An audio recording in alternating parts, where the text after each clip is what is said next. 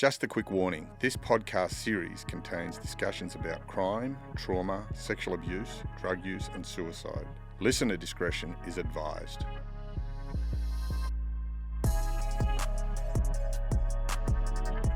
Peter the Chief Graham, welcome to the Stick Up. Thanks, yeah. Mate, I'm excited to be here.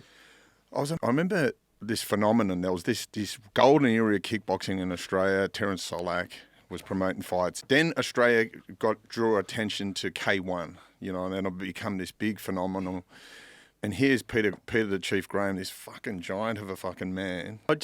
I'm so intrigued, and we had a good chat on Sunday a bit about your story, and there's a lot of your story I didn't know, and it just made it so more intriguing. I kept on telling my PA, this guy's got one of the most amazing stories of adversity, of overcoming adversity to achieve what he's got. Mate, let's just start off. What was your upbringing like?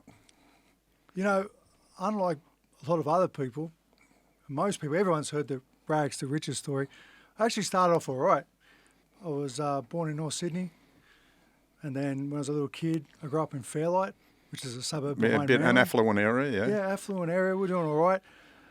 And then, make a very long, unusual story short, shit went bad really fast. And then we moved to the inner west. Inner west, obviously, back then wasn't like it was now. It wasn't, now, what are you paying millions of dollars for a house?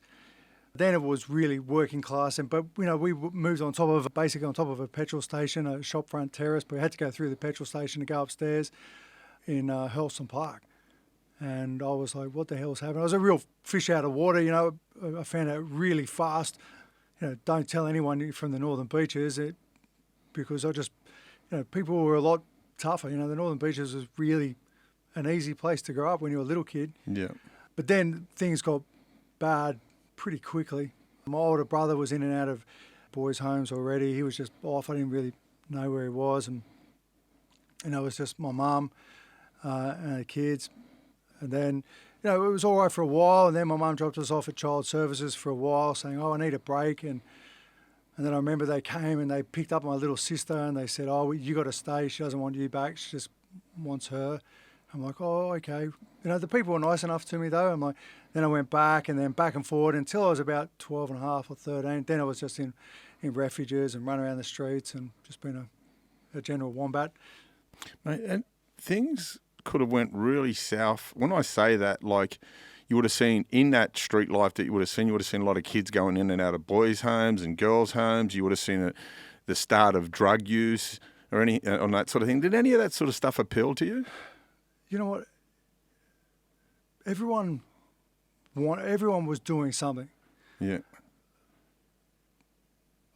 I think at the time it was really bad, but also looking back now, it was actually, I guess, a real blessing in disguise. Is I just wanted to be accepted by whatever group I could be with. But because I moved so much, I was never allowed to stay in one place. I never even got locked up. So I wasn't even in a boys' home for 6 months or a year or anything like that. I basically moved from refuge to refuge to refuge. My mum had to sign some paperwork or something to say that I could become a state ward or looked after by the government. She wouldn't do it, which just meant that I'd only ever go to a medium-term refuge at the longest. So before, you kind of had to get in with a crew before they'd let you do what they were doing. Yeah. And, and you had to prove yourself a little bit too. You had to prove your willingness. Exactly. Yeah. I wasn't anywhere long enough really for people to say, here, you can hang with us now. Yeah. 3 months was the longest, but sometimes I just move every couple of weeks. Were you a kid that was athletically gifted? Because you later went on to be a supreme athlete. Were you athletically gifted? You know what? I never really did anything in high school at all. I smoked cigarettes and got drunk, and I was never, like I said, every now and then, that we'd have I always wanted to go on a running carnival or a swimming carnival. I could swim pretty good, but I never went more than, the next kind of level above. You win the one at school and then you go to the next one. Yeah, state, regional, no, all of that sort of stuff. Just regional was the best, because even if I did well at regionals, I go to a new school. Yeah, and they'd forgotten about it. So I never got good at anything. Sometimes, there's the Ginger Meggs model, maybe think, he's not real good at math and, reading and writing and stuff like that, but he's really good with kids, he's got lots of friends, or he's crafty. I wasn't that either. Yeah. You know, in a story I tell people, when I was about 14, I was living at Eastwood in a big stormwater drain just near the train station. And the reason I was there is because I was too scared to go and live with all the street kids in the city. My older brother, I used to hang around with them, and I wanted to go see him, but I was like I wasn't street savvy. I wasn't, you know, I wasn't good at making friends. Basically, because I was never anywhere long enough, and my mum just had no friends at all. So I was a bit awkward. So I used to live in this stormwater drain. I'd just jump over the fence and I could stuff myself, you know, like the little pipes that go into one. I'd stuff my stuff there so no one would find it. Because, you know, most of the time they've just got a little trickle of water. Yeah. And then I just kind of sleep out of the bushes under there. And I remember one night, I said to myself, I said, man, fuck, you're not good at anything. What does everyone say to you? If you keep going like that, you're going to end up a criminal. Yeah. So I thought, fine, I'll become a crim. Well, if I can't join a gang, I'll just be me.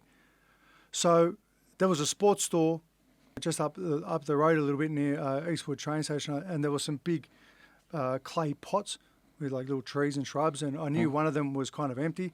So I thought, what I'll do is I'll go up, I'll wait till it's about 2 o'clock in the morning, I'll pick it up, I'll throw it through the big plate glass window, and I'll run in and I'll go get some cool sneakers and some clothes and stuff like that.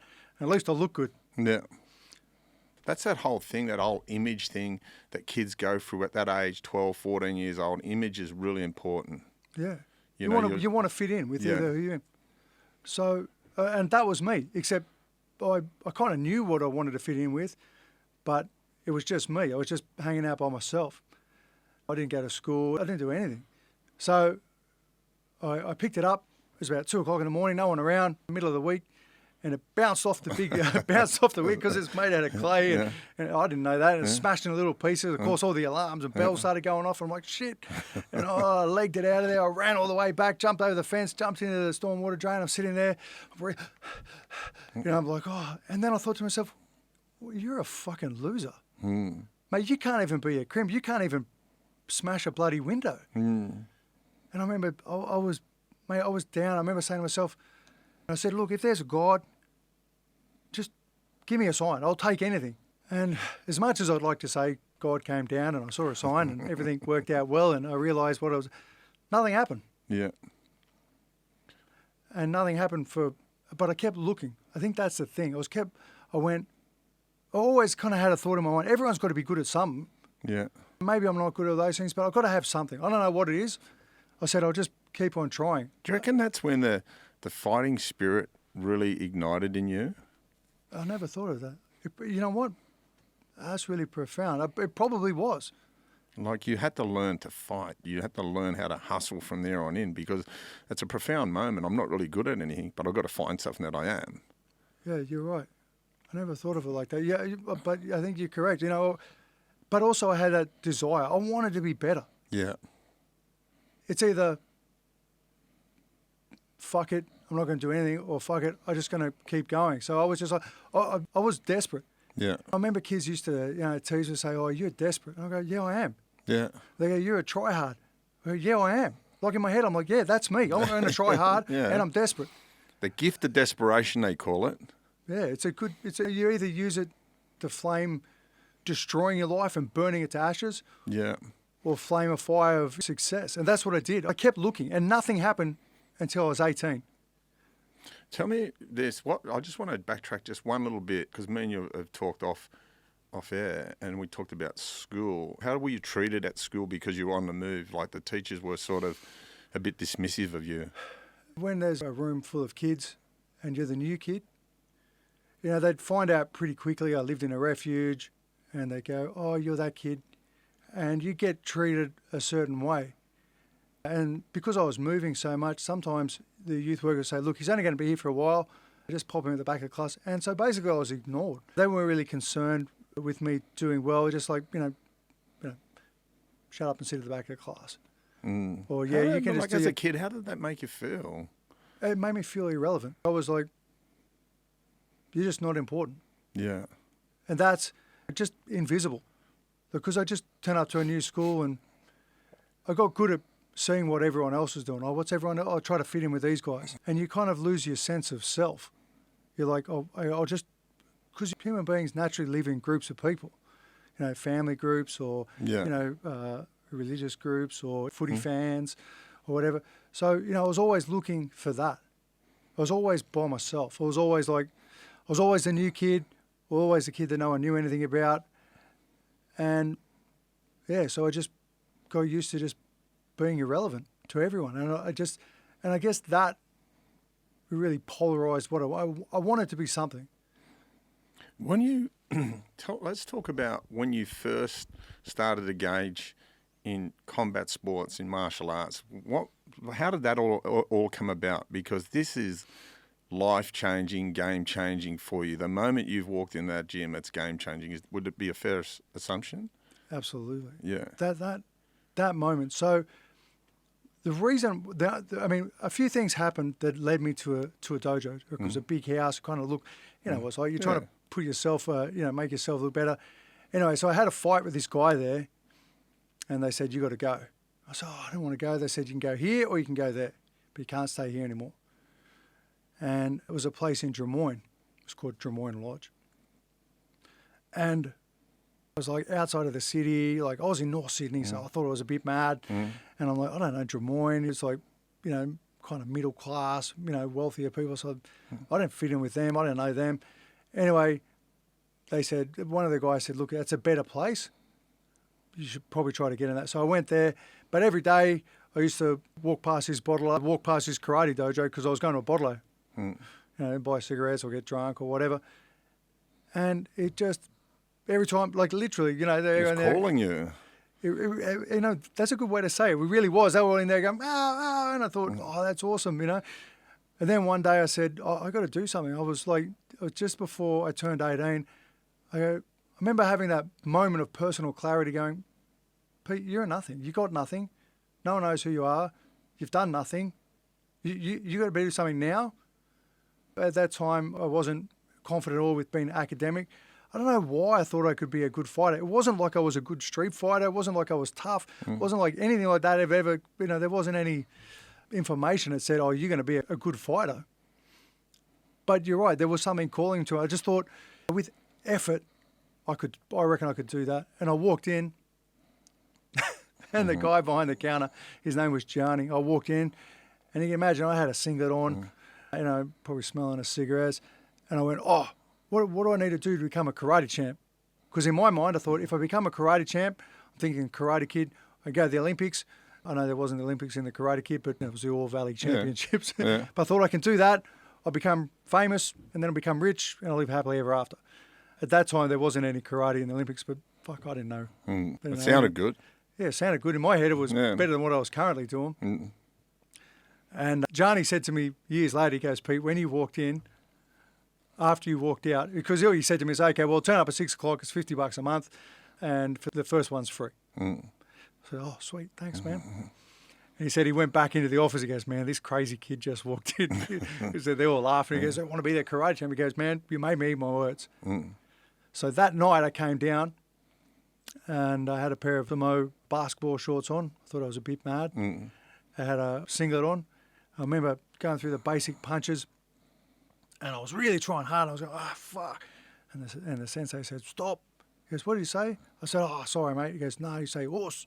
I said, yeah, no worries. He goes, not, yeah, no worries, horse. I'm like, who's this guy? He thinks he's a bit mad. I was like, mate, I'm going to show all these, you know, soft cunts.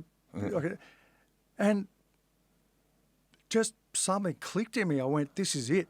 This is what you're going to do. And my sensei was the guy. His name is Graham Porter. He was what I wanted to be. I looked at him. He goes, he's tough. He's got an awesome family. Got an awesome wife. He has a successful business. He owns a company called Australian Therapeutic Supplies. Now it's massive. Would it be fair to say he was your first male role model? Yeah. Yeah.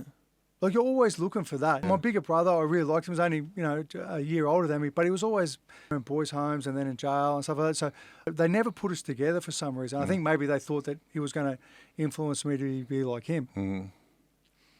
He had a huge impact on the way that I modeled myself. I thought that's what you want to do. I want to be rich. I want to have a family, and I want to kick the shit out of people. And then that was it. That was just like, okay, I need a job because I got to be able to pay for it, And then a few months later, he gave me a job. So I started working in his storeroom, packing boxes and stuff. And that was it. It was just like every day. I think for maybe the first 10 years, I never missed a training session.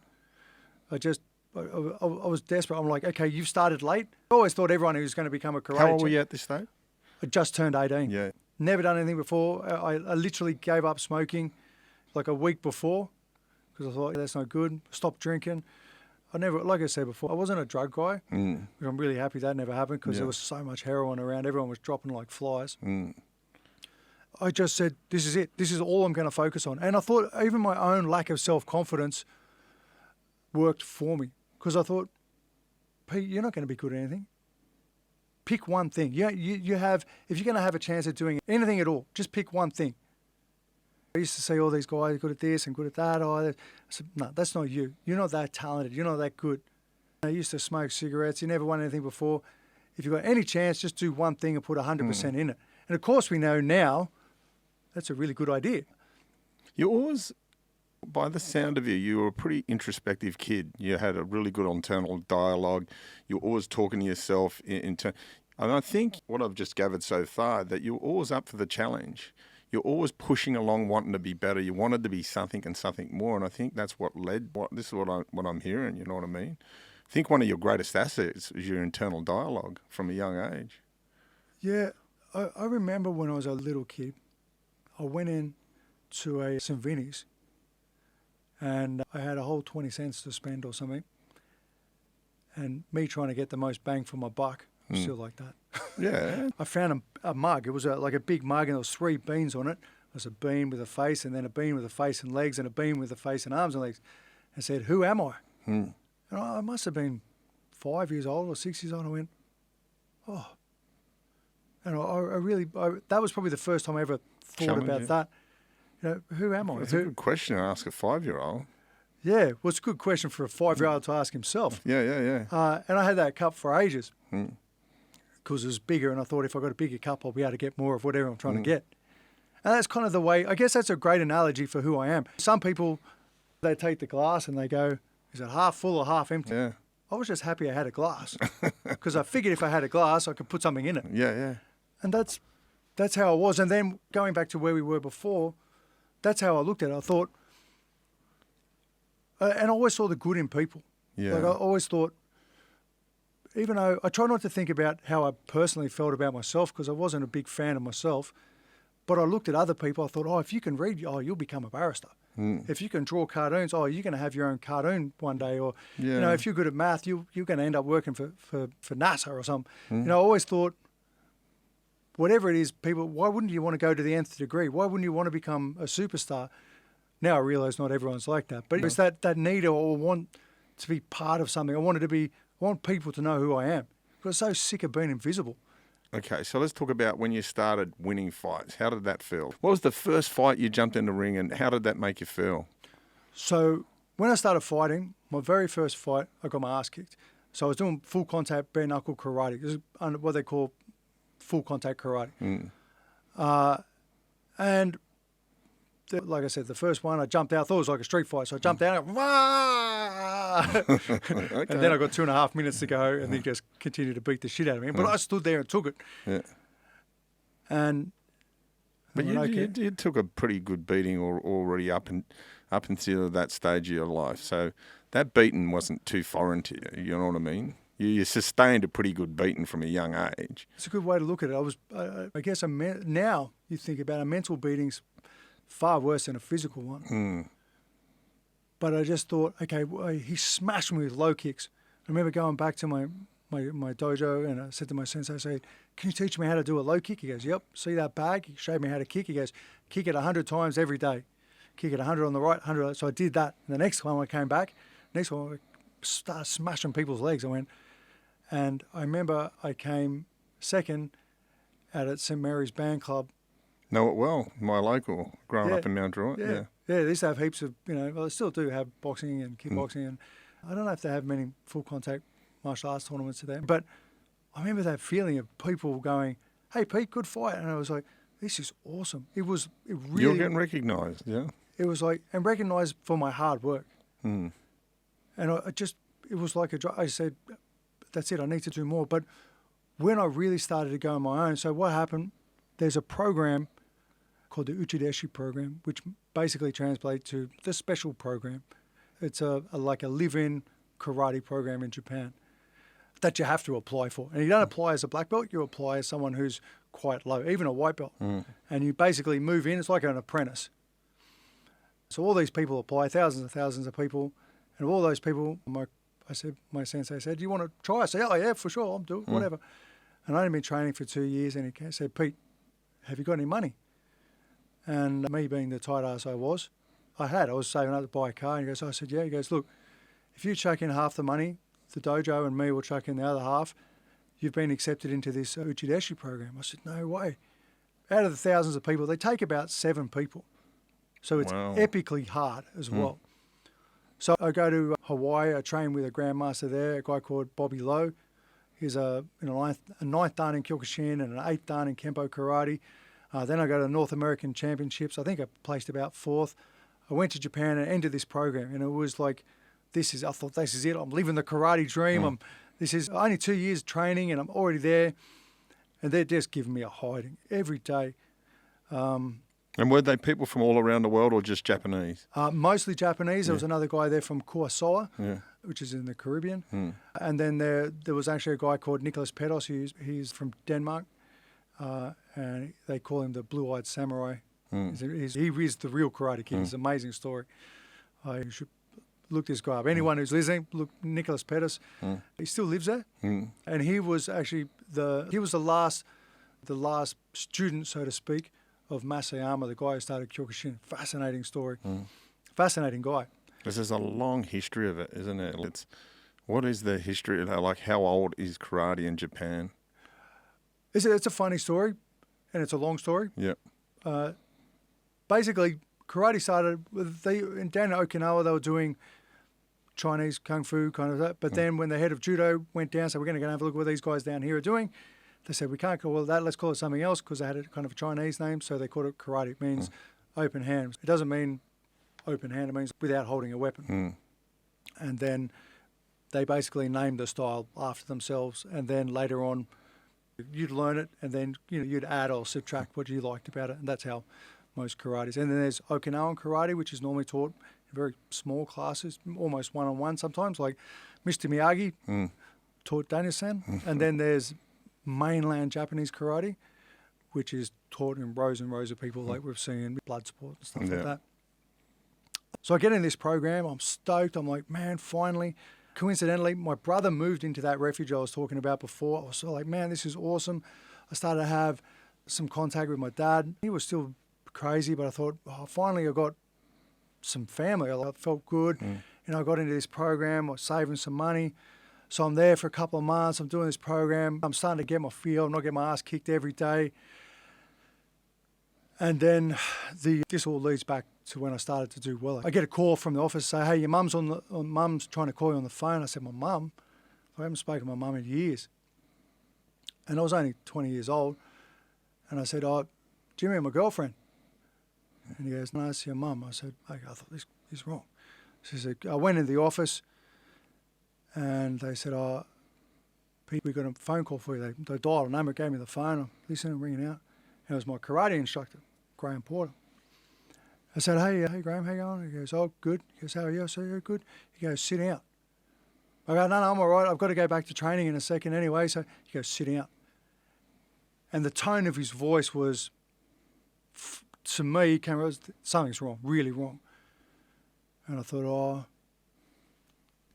maybe something's happened to someone I know, or I was really worried. I just thought, it'll be sweet as long as nothing happened to my brother. And my brother died of a heroin overdose. Wow. And I can't really remember what happened then. I think I didn't black out, but it was just like a bit of a haze. I went for a walk with a lady. She bought me a cup of coffee. And they must have done something with my ticket, because I didn't have any money to go back. I just said, it was like every day, had $10 a week. Everything else was paid for, the food and everything. So they must have, they must have bought me a ticket or something happened. I went back, I buried my brother, and it solidified where I was. I just said, you don't get to have that other shit, Pete. You get to have that or you have nothing. And so I just doubled, tripled down on what I was doing. And so the next karate tournament I went to, I knocked everyone out. You reckon that give you, the death of your brother, give you an extra incentive and it really pushed you or it just motivated you not to want that? I think any goal needs to have two parts. The end bit, it's got to be something you really want. And the more you want it, the easier it is to get there. That's part of it. The other part is a bit at the bottom. You've heard the analogy of the guy getting his head pushed underwater. The longer you're underwater and the longer someone's holding your head underwater, the more everything becomes fucking irrelevant. The only thing I want to do is get up and breathe. If I stay here, if I stay where I am right now, I'm going to die. And that was it. I didn't want to end up like my brother. I didn't want to end up like my dad. Because it started that heroin epidemic, people were dropping dead. And just, I thought, I don't know if Peter Graham can do it, but I'm just going to pretend that's not me. I'm just going to fight. I don't know if I can do it, but I know what I want. I was desperate. I thought, I don't want to be a fuck up. And I was so scared of staying where I was. And I was like, I thought, don't get happy.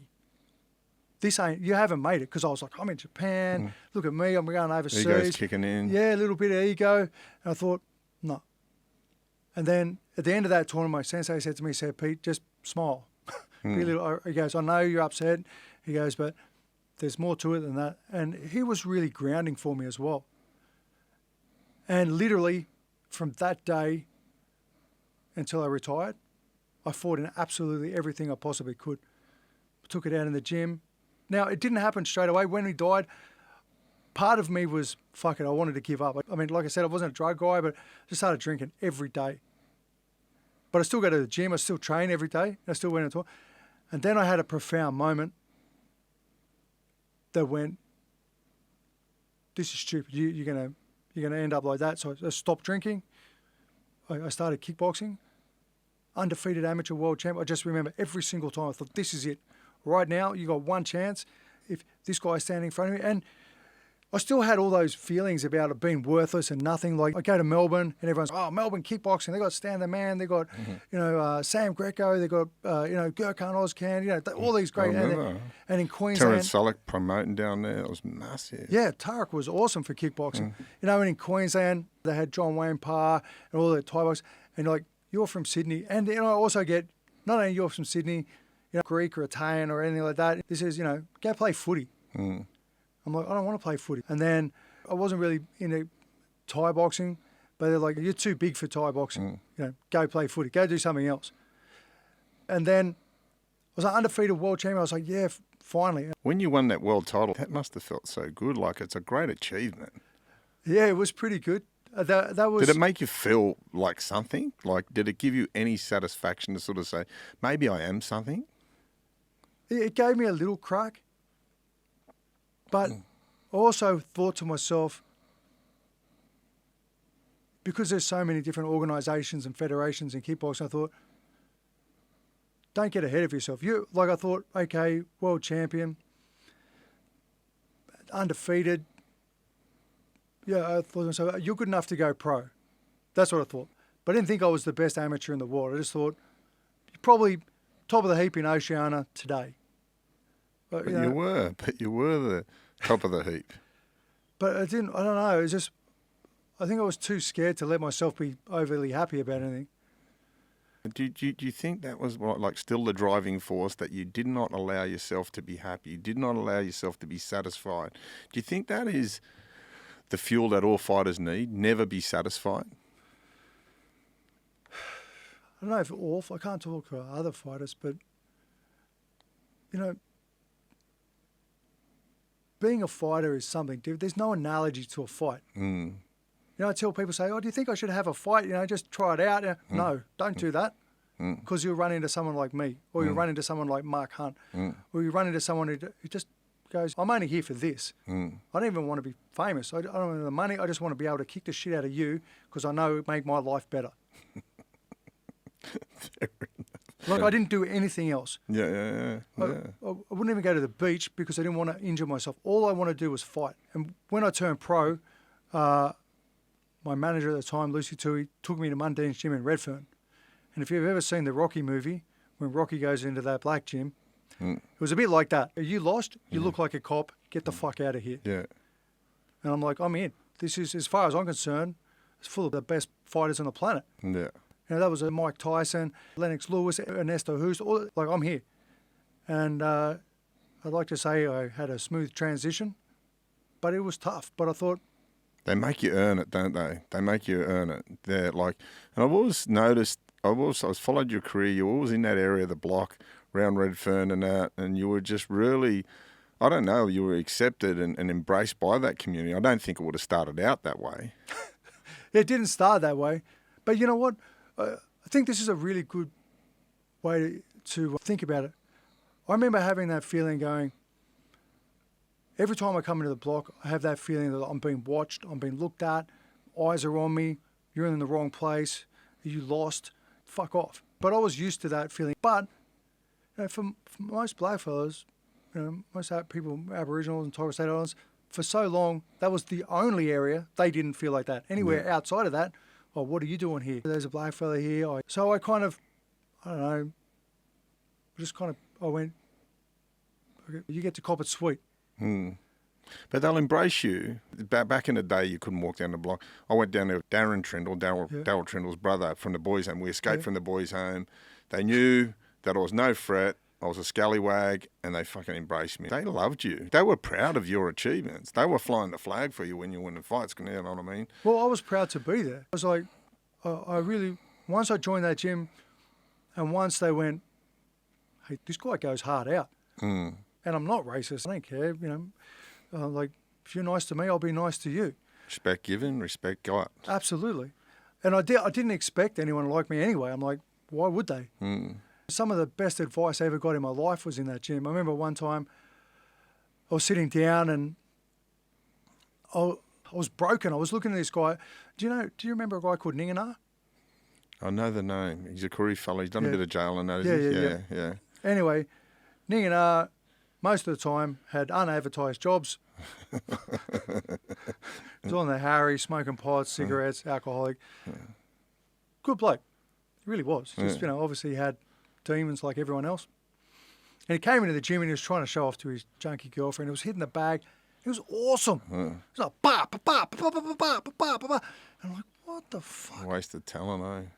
Well, I didn't think that. I thought, this guy's out smashing his life, doing everything wrong, and he's still better than me. And one of the old black fellas comes and goes, oh, what's up, Chief? And I'm like, I said, look at Ningana, man. He's like, he's out partying all the time, and he's better than me. He's way better. What am I doing? I'm wasting my time. He goes, why do you think that? I said, man, look at everyone in the gym. This is when Chalk was there as well.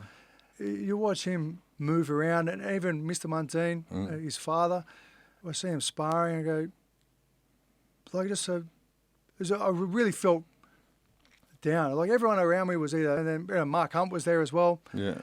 And I'm like... He was brutal, eh? Yeah, he was really brutal. One of the toughest guys ever. And he goes, Pete, don't worry.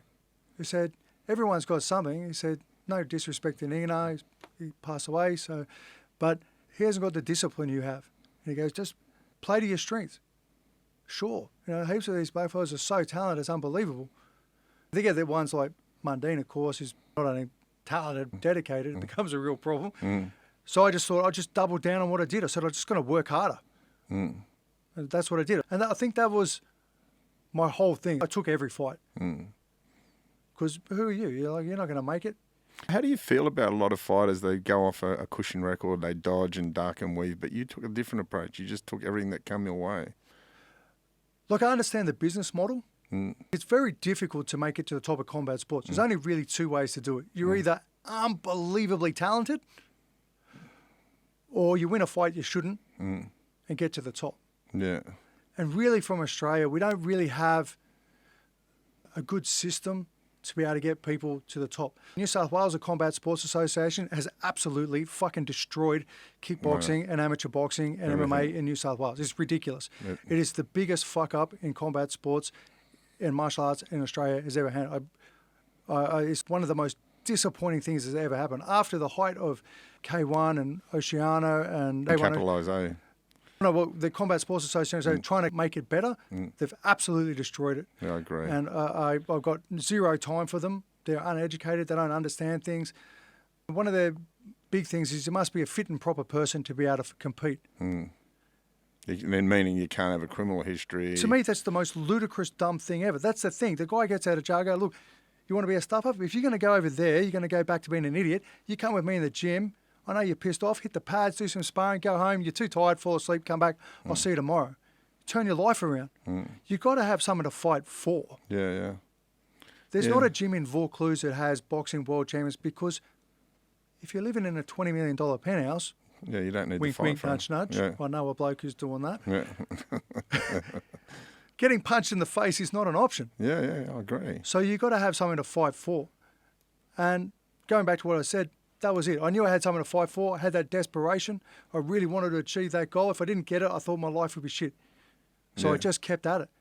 And I just kept at it. And that going back to your original, is when I started beating good guys and they started making all those excuses, it was just fuel to the fire. I was like, yep, bring it on. How does that feel? I often wonder, like, how does it feel you beat one of these good guys and he makes an excuse? It must feel good.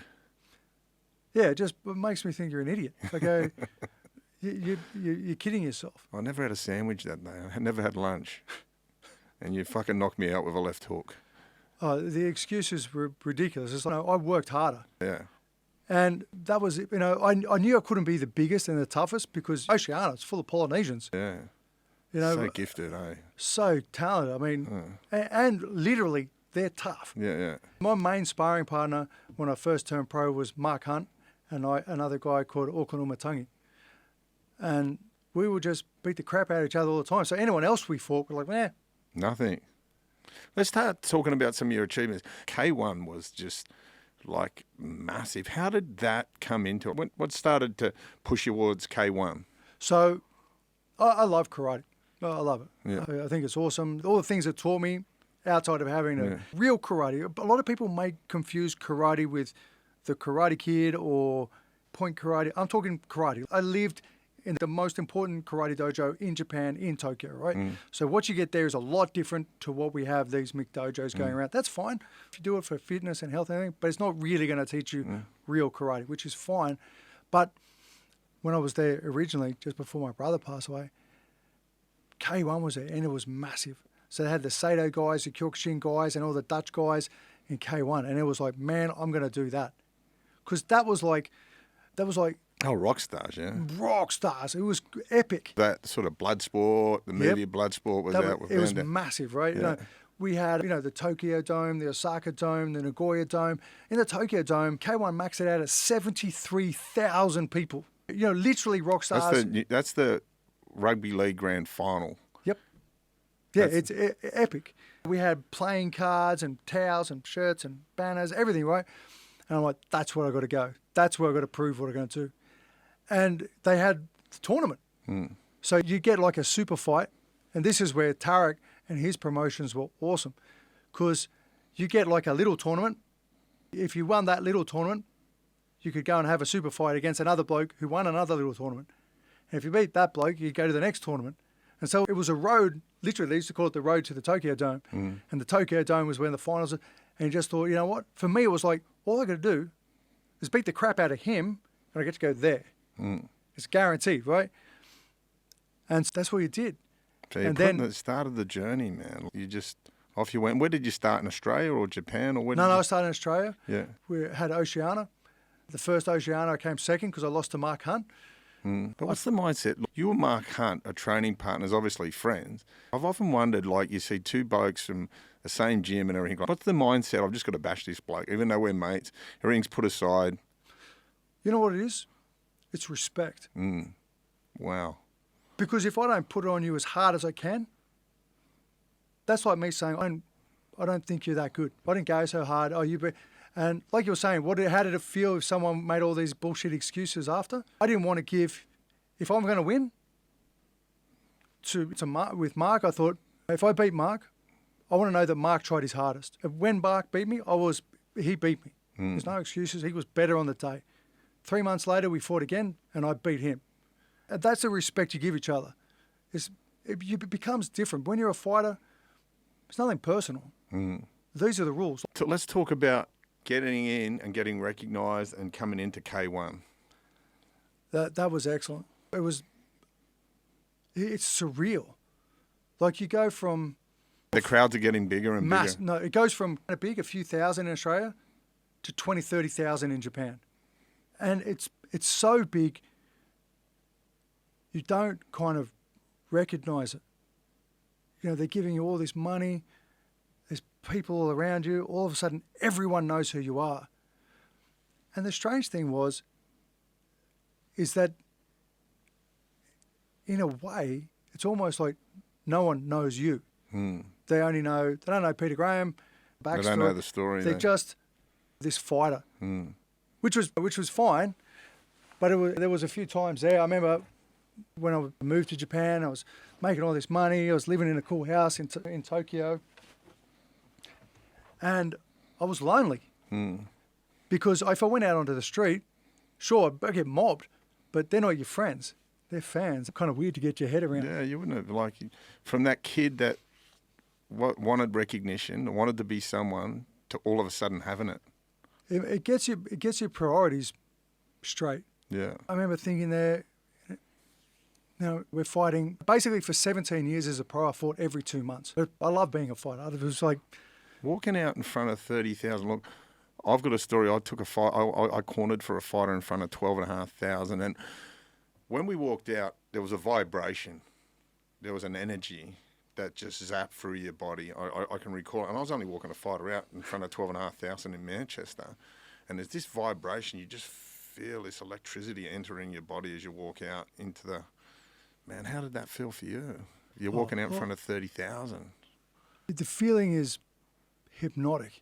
I always put my wraps on, and then once my wraps are on, I felt there's no turning back. And I put those gloves on. I was like, you're going to war. Everything becomes super clear. To me, it was like I had my destiny in my hands. Every time I went out there, I thought, this is it. In a way, I still didn't have that self-confidence. I thought, I know that I've worked absolutely as hard as I can. I know that I'm going to go and fight this bloke until either I knock him out or I die. Wow. And that's all I thought. I thought the only thing that was important was win this fight right now. And that feeling when you walk out, they love you, they hate you, it doesn't matter. Like when I fought Alexander Emelianenko in Russia, 10,000 people. He's huge as well. He's like 6'5", 2 inches taller than me. You know, he's a guy who's part of the Russian mob. He's a seriously scary person on all levels. And I had a terrible MMA record. I thought to myself, the only way that I'm going to make it in MMA is I need to beat this guy. Now, I've already been to Brazil, trained with Pedro Rizzo and all those guys, and I got there and they gave me terrible money. Everyone was like, look, you're just here to be cannon fodder. I knew. I was like, yeah, that's cool. But in my brain, it was like, this is your opportunity. I trained my ass off for this. I knew it was tough. He hit me so hard that I lost my sense of my ability to taste anything for 2 weeks. But I remember slamming his brow, just looking in his eyes, and he's like looking into hollow pools of nothing. And he has a sense of evil coming off him. Like he's not a good person. Like he's got a lot of personal demons. But I remember the fight, and I remember slamming my leg into his thigh, and I saw that for a fifth of 5/8 of a second, the break in his head, and I was like, oh. And I just thought, now you're dead. And that feeling, it's nothing like it. The fire. Like I always said, my professional manager, I said, just give me the biggest, baddest, scariest person that I can fight. Because you fucking found it in the Russian. Yeah, I found them. but the bigger they were, the badder they were, the more of a superstar they were, the better the win. Yeah. And you just keep chasing that. And I wanted to be legit. There's that fire from that little boy wanting to be recognised. Yeah, I guess so. And here it is. When you see that break in that Russian, when I'm seeing that, I'm seeing when the hot air balloon goes off, right, and they do that flame and it goes. Yeah.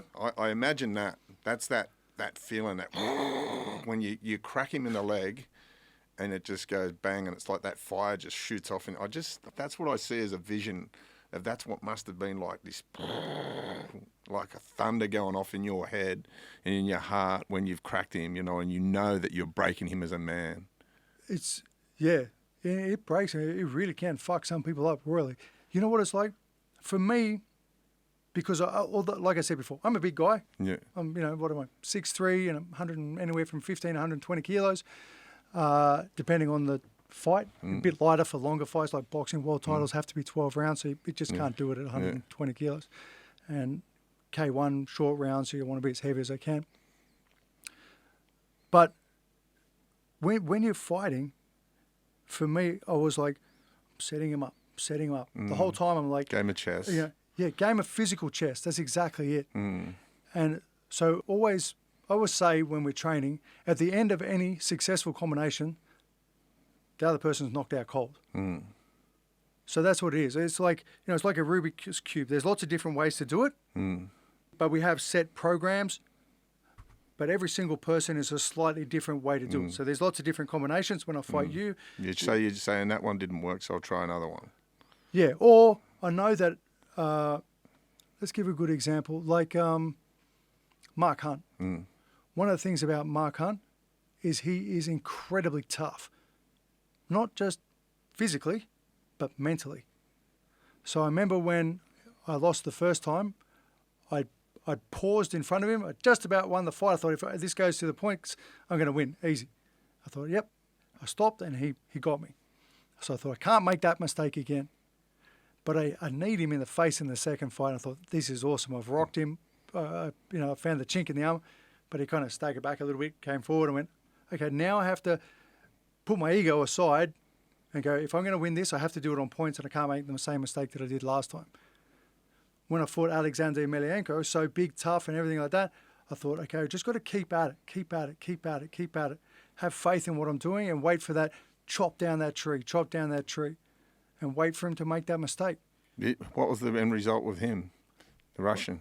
Well, for me, in the actual fight was, I remember him hitting me with a jab and thinking, holy fuck.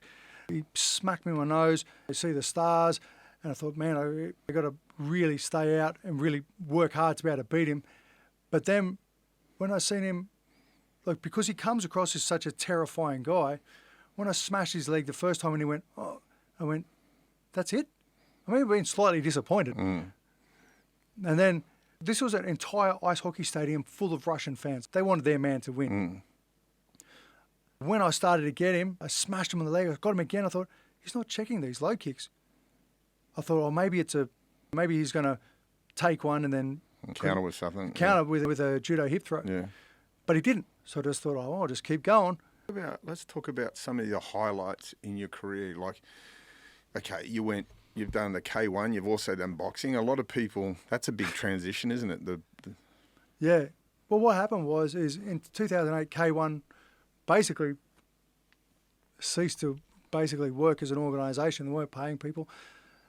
And my manager was like, so I moved back to Australia, and then I thought I still got to do something. So I started doing MMA at Boxing Works in Sydney with Larry Papadopoulos, and boxing as well.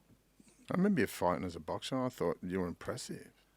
Because a lot of the kickboxers come in with that style. They fight on the back foot, but you had good feet, You had a good style for boxing.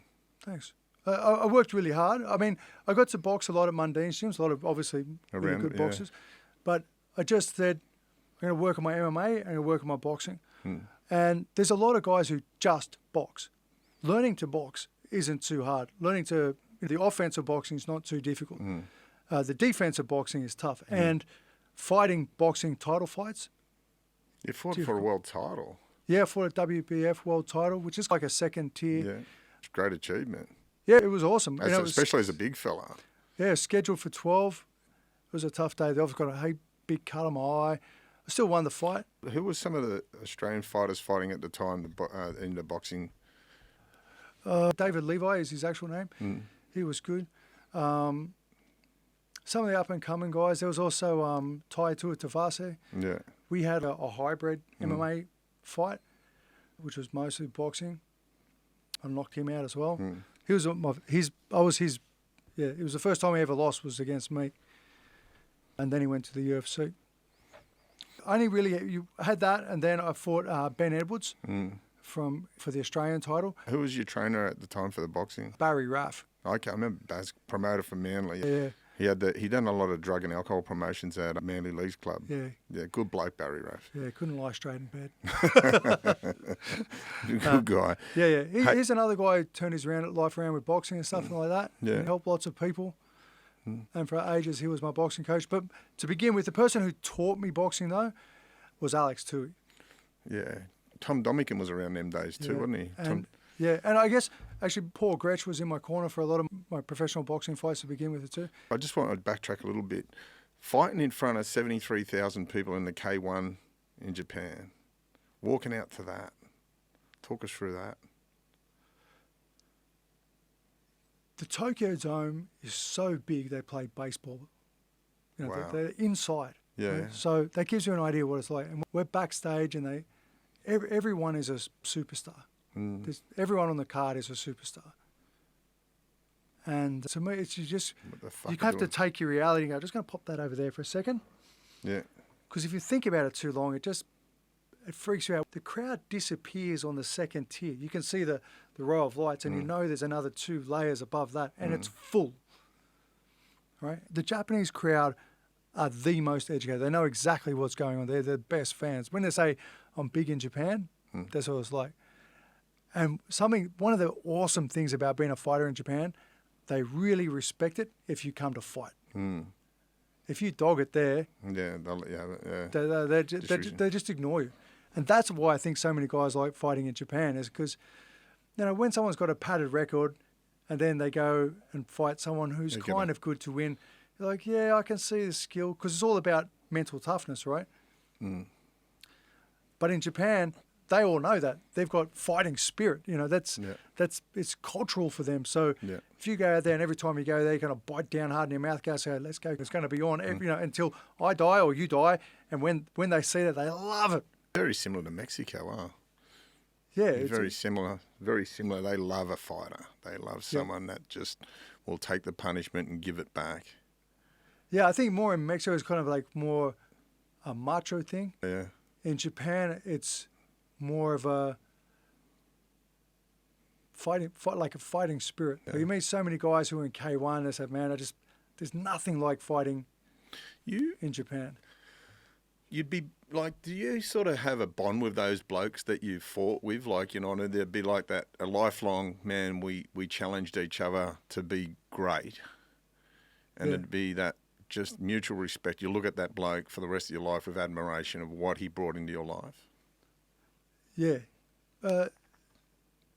Even with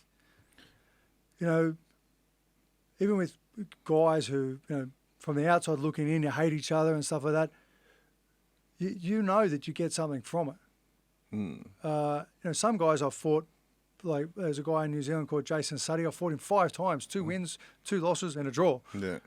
Don't you hate that? We're equal. We're equal. Let's go in a car park and finish this. Someone's got to be better than the other.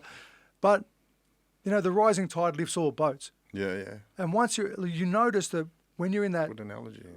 That top tier of fighters, whether it's boxing, kickboxing or MMA, it kind of stays the same. There's a few guys who make it and then go down because once you get there, everything that you ever wanted all of a sudden gets given to you. Yeah. If you're into drugs, guess what? You can destroy yourself with drugs real easy now. If you're into cars, they get faster and people just lend them to you or give them to you, whatever. You can kill yourself with that. If you're into whatever it is, if your whole thing was you just wanted to be able to screw good-looking girls and all of a sudden you're going to waste your life doing that, whatever it is, it's there. So you've got to have a lot of discipline. A lot of guys should have stayed at the top for a long time, but they get there and then they mess it up and end up, unfortunately, worse than when they started. So, but the guys who kind of stay there, you really start to have that bond. And like you were saying before, it's like, when you meet someone, you start to become, you have that bond and say, hey, yeah, we're fighting the next show. Well, I'll see you there. Yeah. And we'll shake hands after it. Yeah. But up until then, where it's on. You've got a 10-hour podcast in you, I'm telling you. It's you've got one of the most interesting stories I've ever had. Just talk through your record. What was your record? Tell us about what did you achieve in karate? Okay, so basically all the karate tournaments I won. Not bad. In Oceania. Then I went to kickboxing, undefeated amateur world champion for kickboxing. Then, of course, I turned pro, Oceania champ for that. ISKA world champion, WKBF world champion as a pro. There's a few of them. I beat Mike Angrove in New Zealand for a Thai boxing world title as a pro. Like I said, there's a couple of kickboxing world titles. Julius Long, WBF boxing heavyweight world title. And for MMA, probably the most famous guy I've beaten in MMA is probably Tai Tuivasa. And then I made it to the final of the Bellator heavyweight finals and fought Cheat Congo. I fought him on short notice. He was the UFC champ as well. So to fight him on short notice and lose on points, I wasn't too upset. Funny enough, I've never watched the fight. I can't bring myself to do it because I thought that'd be great. That'd be the triple crown. That'd be the boxing, kickboxing, and MMA of all three of them. But yeah, that was it. So about 127 professional fights. They don't do that these days, do they? No. they still do it in Thailand, I guess. So there's a lot of amateur boxers who do have a lot of boxing. Yeah. Like saying, going back to, the New South Wales Combat Sports Association in Australia has decimated the sport. I think so too, and I think it should be disgusted. They should people should be out. taken. And I know some legal. I've talked to lawyers about it on behalf of some people. That people should be taken on by way of judicial review in the Supreme Court. They should be. A lot of them decisions should start to be challenged, and that's the only way they're going to make them people accountable. And there's a thing in the Supreme Court where you can do by civil administration's tribunal, or you can take them on their decisions, and people have got to start doing it because I agree with you. They're destroying the sport, you know what I mean? And there's different laws in different states, isn't there? Yeah, really, really epically different as well.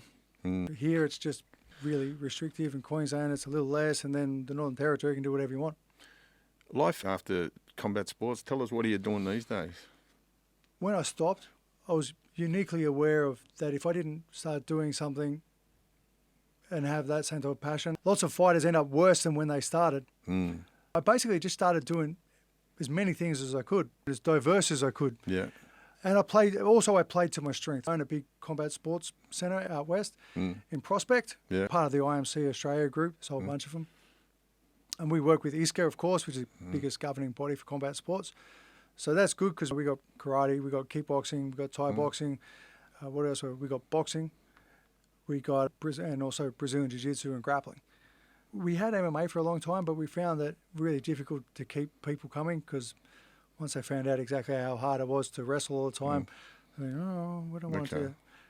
So I have that, and I really enjoy it. And then I said, I wanted to push myself. I've done a little bit of academic stuff, so I thought, maybe I'll become a pilot. So because I don't even have a school certificate, I had to do a skills proficiency test. Turns out it's not as dumb as I thought. Yeah. I nailed that, and then I did some stuff some kind of proficiency testing to see what you need to become a pilot. So you're a pilot. I did all the testing, and then my mate said to me, do you really want to spend the next 20 years away from life, from your wife and kids? I went, yeah, of course. Okay, maybe that's not for me. Something that I've always done in the background is property. Yeah. We were talking about before. I got this little house this little terrace house in Redfern that I bought when I first turned pro, and it was almost unlivable. That's how bad it was. But anyway, so ever have a fight, fix a room, and now of course it's Redfern's awesome, and it's gentrified. Yeah, it's awesome. Like the area we're sitting in now, Erskineville, and Urco's the same. Now Spanion, everyone knows Spanion. Spanion's like fucking a household name these days. How did the Spanion come into your life? So, like I was saying before, I have a property company. It's a buyer's agency, equity development. That's a big word for saying making your piece of land worth more. Anything from subdivisions and stuff like that. So I was, I'm into that. That's where I spent a lot of my time. And then the guys at the gym were talking about Spanion and said, oh, yeah, look at this guy. I said, oh, yeah, he's cool. That's good for him. And I remember thinking to myself, I wonder why I don't know him. I started looking at some of his stuff, and it's like, he was around all the same people I was, like all the time. And the reason I wasn't knowing, he was getting into trouble and I was getting into the gym. Anyway, he was talking that he wanted to have a fight. And he went a few coaches, and it just didn't seem to work for me. He said to me later on, it just wasn't a fit. And then I got a call out of the blue, a random call. I said, "Hey, Pete, I'm calling on the behalf of Spanion. Do you know who he is?" I said, "Oh, yeah, I know who he is, yeah." I said, "How do you feel about being his coach?" I said, "Oh, yeah, what does he want to do?" He said, at that time, he wanted to do MMA. He likes kickboxing as well. And I said, "Oh, let me get back to you." So I looked into him a little bit more, and I thought, "Oh, yeah, actually, I like what he's doing. He's trying to improve his life. He's trying to lift other people with him." I thought, "Oh, I can be part of that." I called back, so let me meet him first. Okay, so I met him, and I thought, "Yeah, he's all right. He's pretty humble, isn't he?" He's very humble. Actually, the more you know him, the more humble you actually realise he is. And one thing I know about Spanion, he has an ability to be vulnerable too. He does. He doesn't show it a lot. I guess it's maybe a bit like you and me. You know, to begin with, it's like, you want to fuck with me, I'm going to tear your head off. Yeah. That part's real. But his dedication and hard work and consistency is second to none. And seeking knowledge, I always find him. He's a sponger. Absolutely. So going back to where he comes, so we met him. I said, "Okay, let's do a trial session." I thought, to begin with, it was like, who the hell taught you how to kick? He goes, "Oh, just me and my mates, we taught ourselves in jail." At first I thought, "Oh, maybe he's just bullshitting me." Someone told him, but it turns out he really did. Anyway, so he needed a coach, and we worked. And I said, "Okay." And I basically laid it down to him. I said, "Look, I've worked long and hard to be where I am. If I'm going to put my name with yours, not only as a combat sports athlete, but as a person, we're going to expect reflected back." And he's like, "Yeah, cool." Everyone says that. Everyone goes, "Yeah, cool, no worries." But he did. The amount of times that he's surprised me in a good way is unbelievable. He just keeps coming back. He always comes to training. I'm not talking most of the time. I'm not saying there's 2 or 3 times they didn't tell you about because it makes for a good story. I'm talking every single time he turns up early, every single time he turns up to train, every single time. Turning up early, I was funny because we're talking about meeting today, and I said to you, I said, "I'll get there early," and you go, yeah, you're my man, because you love that, and I love it too. That's a sign of respect, and I try to send that message to a lot of young blokes. Always be an hour early than a minute late. Oh, absolutely. And Spanions, that's 100%. He's easy to, he's happy to admit his mistakes. He's intelligent enough when someone knows something more. He asks insightful, respectful questions. It's like, this guy can be a fighter, and he's got something to fight for, and he's got something to prove. Like, he's like, people are like, he's some jailbird, he's just waffling on. But no, he's very intelligent. Super. And really respectful. Well read, he knows history. I love when he goes and then sort of talks about, he'll talk a great philosopher or whatever. I love that in people, that they've dug deep. Mike Tyson's the same. Mike Tyson can quote Ashki, he can quote the greatest philosophers of all. I love that about someone. And that entwined into a fighter is just a perfect combination, isn't it? He has that depth. And he has something to fight for now. He has a beautiful family. But he has that persona of a fighter. Every part of him is a fighter. He wants to be better. He wants to prove you wrong, but not in a way so he can shove it down your face, but so he can prove to himself that, whatever he chooses to do, he'll succeed. I love it. And he keeps doing it. I love it when people write me. There's this thing when they wrote me off. I remember a psych telling me, "You're 1,000,000 to 1 shot of fucking making it." I said, "Well, it's fucking. I like 1,000,000 to 1. They put a couple of bucks on me." Yeah, absolutely. I mean, you're the same. If we were sitting in a jail cell right now having a conversation, and the social workers came in and said, "Hey, we're going to do it," we totally understand why you're where you are. Yeah. Don't worry, Mr. Graham. The reason you're here is because... But you're the same, Pete. Mate, you had every reason to be a crim and a fallout. Absolutely. But you know what? It's that there's no one would have said, "Oh, well, he should have done better." Not like you.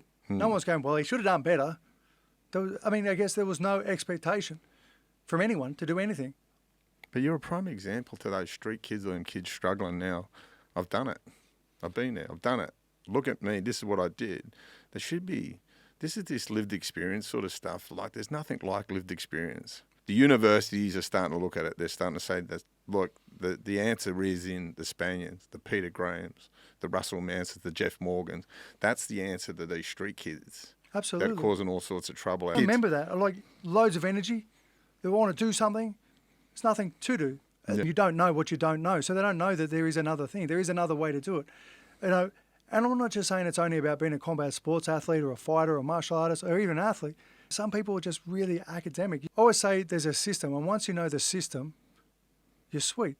If I meet a kid and they're really artistically inclined, and I say, hey, that's great, you know, look, here's the bad news. Unless you happen to have a trust fund or $1 million or, you know, a really supportive family, you're probably going to have to get a job. Yeah, yeah. Just Someone's got to be you can. real. But if you spend all your free time doing what you love, you're probably going to do all right at it.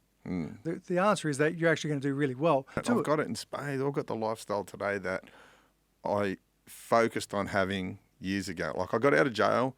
I said, I'm going to work 12 hours a day, 7 days a week for 2 years, and I'm going to reassess. And man, bingo, there it was. And the number one thing when asked, Oprah Winfrey said about, of all the people you interviewed, what's that thing that made them, in a word or in a sentence, that made them them? What do you think? And you have it, and I have it, and Spain has it. And is that they knew what they wanted. You know, may not know how to get it, but you knew what you want. And that's it. That's really it. That's true. That's true. I didn't know how to get it, but I just knew what I wanted, and I just kept pushing towards it. Yeah. Working out what did work, what didn't work, learning from mistakes. Yeah. I always say it's also good to know what you don't want as well. Yeah, yeah. I didn't want, yeah. Like, I don't want to hang out with those idiots because they're going to fucking destroy my life. Yeah. You know? It's like me. It's like we were talking today about, I know where you live. You live in Barangaroo, which is freaking awesome. But for me, I always looked at living in the northern beaches. Just says, That's the ultimate success. to me, that's what it is. There's something more than any other part of Sydney that says to me, you made it. Yeah. And you made it in the right way. I'm not trying to put anyone on a show. You find a lot of people do really well, and you go, oh, that guy's worth what? You know, or they're who? Yeah. But they're not trying to, you know, they don't, you know, they really have made it. They're not trying to pretend to be something. They are, and they're good within themselves. I'm not saying it doesn't happen in other areas, of course. But for me, that's what it was. I really knew what I wanted.